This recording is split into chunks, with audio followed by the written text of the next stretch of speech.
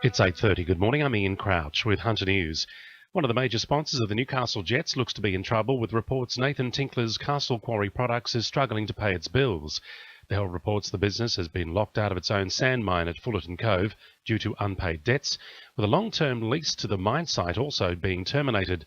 It's bad news for the A-League club, who've been looking for a new owner for several months. Concerns over contaminated dust from the old Pasminco smelter site has left members of the Bullaroo community worried for their health and safety.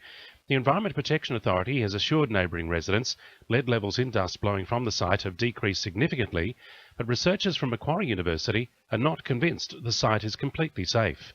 Jim Sullivan from the Bullaroo Action Group says residents need to continue to appeal to government authorities. Residents should complain to their local members of parliament and their local council, and because these results at Macquarie University contradict what the Environment Protection Authority are telling us, we need someone from the regulatory body to examine Macquarie University's results and determine who's right and who's wrong in this.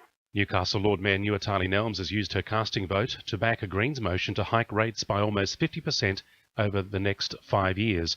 The vote is in stark contrast to one taken in February, which decided against a 1.1% increase, with Councillor Nelms saying she would not support an increase because Council had failed to deliver on projects promised in the wake of a significant rate rise in 2012. The proposed increase will add about $500 to the average yearly rate bill by 2020, if it's approved by IPART. The state opposition says the Hunter has been left out of the appointment of 40 new firefighters across the state by the Baird government this week. There are significant staff shortages at Minmi, Morisset, Charlestown and Belmont stations, which Labor says poses a significant threat to the community during times of high fire danger.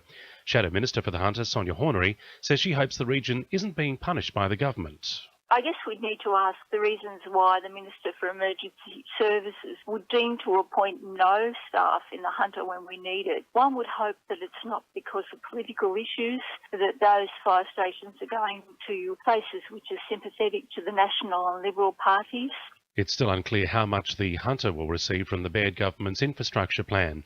The region is eligible for almost $6 billion, but the money set aside for roads, schools and hospitals will be divided up across the state. The state opposition, though, says Sydney is set to take the lion's share of the funding, with $15 billion allocated from the sale of poles and wires for a number of major projects. Roads and Maritime Services has announced a near-perfect compliance rate in their recent boat safety campaign, with the exception of one Port Stephens man. The skipper blew a .062 in one of the more than 100 random breath tests conducted in the Blitz carried out early this month.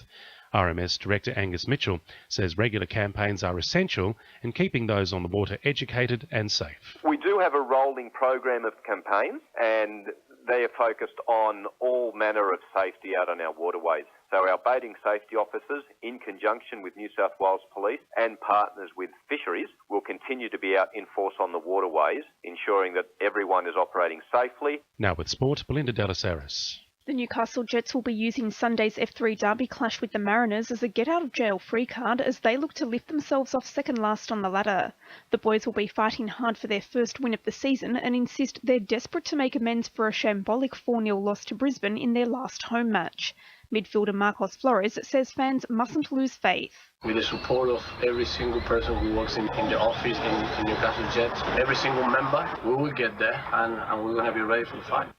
Knights forwards Jeremy Smith and Cade Snowden are back in training after serving 3 months of backdated suspensions for inadvertently using banned steroids while playing for Cronulla 3 years ago. Smith says his thoughts are now with Knights junior and former Sharks teammate Anthony Tupou, who's still heavily under the ASADA spotlight. And trainers Shane Tritton and Lauren Panella landed a winning double in Newcastle harness racing overnight, thanks to sprinters Good Time Stride and Timmy. That's sport. I'm Belinda Delaceres. To a new RFM News Time, 26 to 9.